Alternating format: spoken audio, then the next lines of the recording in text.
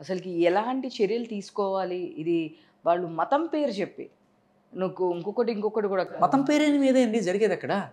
వేరే ఏమీ లేదు. అక్కడ మతమే. మతమే అంతా అక్కడ. మతం పేరు మీదే కదా జరిగేది. వాళ్ళకి మతరాజ్యమే కదా పాకిస్తాన్ అనేది. వాళ్ళకి వేరే మతం వాళ్ళే టార్గెట్ వాళ్ళకి. అంతే. అండ్ మీరు అక్కడ పొరపాటున నేను ముస్లిం అని చెప్తారేమో అని చెప్పి వాళ్ళు ఆ చెకింగ్ కూడా చేయడం అనమాట. కానీ అసలు వీళ్ళకి ఫండింగ్ కానీ, ఇదంతా గానీ ఎక్కడికక్కడ ఎక్కడి నుంచి వస్తది? అంటే మేమేం సపోర్ట్ చేయట్లేదని అని అఫీషియల్‌గా ఇప్పుడు వాళ్ళ గవర్నమెంట్ గానీ ఎవరైనా మేమేం సపోర్ట్ చేయట్లేదు, మాకేం సంబంధం లేదన్నట్లు మాట్లాడుతూ ఉంటారు. అదొక దేశము, అదొక గవర్నమెంటు అది. ఎట్లా ఉండేది, ఎట్లా పడిపోయింది. మనకి ₹100 వచ్చే పెట్రోల్ అక్కడ 200. మన రూపాయి వాళ్ళకి అక్కడ ₹2 అయిపోయింది. ఒకప్పుడు ఇద్దరు కలిసే కదా విడిపోయింది. ఆ టైంలో అదే రూపాయి కదా అక్కడ కూడా ఉండింది. ఈరోజు అంత దరిద్రపు కొట్టు స్టేజ్లో ఉందంటే ఏంటి కారణం? అదొక పాలన. అక్కడ ఒక ప్రైమ్ మినిస్టర్ అనేవాడు ఉంటాడా? అసలు అక్కడ ప్రజాస్వామ్యం అనేది ఒకటి ఏడొస్తుందా? ఏమీ ఉండదు. ఎప్పుడు కావాలంటే అప్పుడు ఆర్మీ చీఫ్ వచ్చేస్తాడు, "రేయ్ పక్క జర్రా, నేను తీసేసుకుంటున్నాను పగ్గాలంటాడు." రైట్ ఫ్రమ్ మోస్ట్ ఆఫ్ మొన్న రీసెంట్గా ఆర్మీ చీఫ్ చేసిన ప్రకటన కూడా ఇదే. ఇండైరెక్ట్ హింట్ అది. అప్పుడే మనం ఇంకా మనకి మేబీ అంటే చాలా మనవాళ్ళు గూడా చాలా అడ్వాన్స్డ్‌గా ఉన్నారు.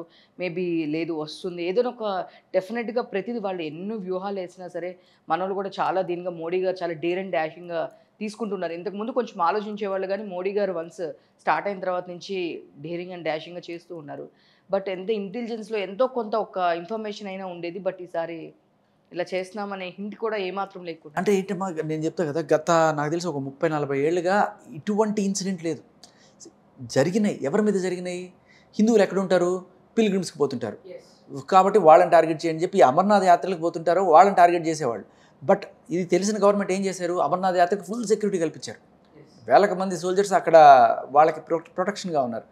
సో ఇటుపక్క వచ్చే వాళ్ళని టార్గెట్ చేయడం అనేది నేను మీరు కాదు, అక్కడున్న లోకల్స్, అక్కడ ఎవరైతే పాకిస్తాన్‌కి సపోర్ట్ చేద్దాం అనుకునే ముస్లిం కూడా ఖచ్చితంగా దీన్ని ఖండిస్తాడు. ఎందుకంటే వాడి పొట్ట మీద కొట్టావు నువ్వు ఇవాళ. వాడు ఏదో ఒకటి బతుకుతున్నాం మేము, సరే మాకు ఆ దేశం అంటే అభిమానం ఉందో, ఇష్టం ఉందో, లేకపోతే మీ బంధువులు ఎవడో అక్కడ పెళ్లి చేసుకుని ఉంటాడు, ఆ రకమైన ఏదో ఉంటాయి. చాలామందికి అక్కడ రిలేషన్స్ ఉంటాయి. ఈ ముజాఫరాబాద్ నుంచి పోతుంటారు వీళ్ళంతా.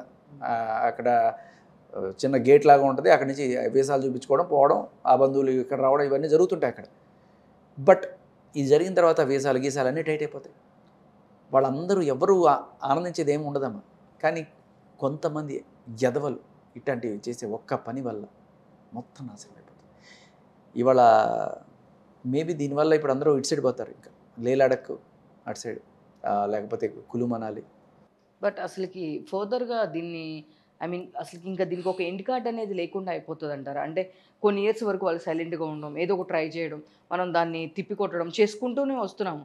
కరెక్ట్‌గా ఒక 30, 40 వేలకి ఎంత మనము ఎంత టైట్ సెక్యూరిటీ చేసినా, ఎంత చేసినా అంటే ఇక్కడ చేస్తారేమో అని చెప్పి ఇక్కడ మనం సెక్యూరిటీ హిందూస్‌కి ఇచ్చాము, చార్ధామ్ వెళ్తారని అనుకుంటే, ఇప్పుడు అన్‌ఎక్స్‌పెక్టెడ్‌గా మళ్ళీ టూరిస్టుల దగ్గరికి వెళ్లారనుకుంటే, ఇప్పుడు టూరిస్టుల మీద పడ్డారు.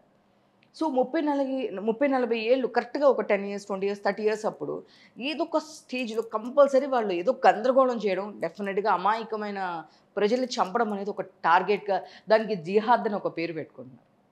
అది కాతే ఏ దేవుడు దీన్ని సపోర్ట్ చేయరు గదా! వీళ్ళ కోసం అని జెప్పేసి మనం ఎవ్రీ ఇయర్ ఎక్కడైనా ఒక బాంబ్ పెట్టడమా? లేదు అంటే గనుక ఇంకో రకంగా చేయడమా? సో ఎవ్రీ టైము ఇలాంటివి ఉండేది కాబట్టి దాని మీద కాన్సంట్రేషన్ ఉంటే ఈసారి టూరిస్టుల మీద బట్ బేసికల్లీ ఇప్పుడు ఐ డోంట్ నో, ఇది దేశమంతా వ్యాపించిన న్యూస్. ఈ బైసరన్ వ్యాలీకి వెళ్ళే దారమ్మ కరెక్ట్గా పెహల్గామ్లో ఉన్నాం మేము. ఒక చోట స్టే చేసాము. అక్కడ ఒక చిన్న 2 స్టార్ హోటల్ ఏదో ఉంది, దాంట్లో ఉంది. అక్కడి నుంచి కొంచెం దూరం వెళ్తే ఒక చిన్న మాతా టెంపుల్ ఒకటి ఉంది, మాతాజీ టెంపుల్, కాళికాదేవితో ఒక టెంపుల్ ఉంది. అప్పుడు మేమంతా కూడా అడ్వెంచరు అది పోదామని చెప్పి పడిపోయేవాళ్ళము. మా అమ్మ నాన్న ఇటు సైడు దేవి దర్శనం కోసం వాళ్ళు పెద్దవాళ్ళు అటు సైడ్ వెళ్ళారు. అదే బైసరన్ వ్యాలీ దగ్గర అది ఉంది. ఒక విన్నాను సినిమాలో కూడా ఇంగ్లాస్ దేవి అది వేరు, అది పాకిస్తాన్లో ఉంది. అది పాకిస్తాన్లో ఉంది. ఇది బైసరన్ వ్యాలీ. మీరు కొండెక్కితే బైసరన్ వ్యాలీ, బట్ కింద మేము వచ్చేదాకా వీళ్ళు ఏం చేయాలి అని చెప్పి మా అమ్మ నాన్న ఏం చేశారంటే అక్కడే ఉన్న ఒక పార్క్, ఆ పార్క్ పక్కనే ఉన్న ఈ మాతాజీ టెంపుల్కి వెళ్ళారు వాళ్ళు. సో ఇదే పెద్దవాళ్ళందరికీ ఇదే పని. కానీ ఇవాళ ఆ ఏరియాలోనే కాదు, ఏ ఏరియాలో ఉన్న హిందూ టెంపుల్స్కైనా సరే ఖచ్చితంగా సెక్యూరిటీ అనేది గట్టిగా ఉండాలి. అండ్ అదైతే I think Modiji will take care of that. కానీ మళ్ళీ ఫస్ట్ గుర్తొచ్చేదమ్మా కాశ్మీర్ అంటే పెహల్గాం వెళ్ళాలి అనేది. అది పెద్ద టూరిస్ట్ ప్లేస్. ఇప్పుడు నువ్వు చేసిన పనికి దానికి మనిషి అనేవాడు వెళ్ళాడు.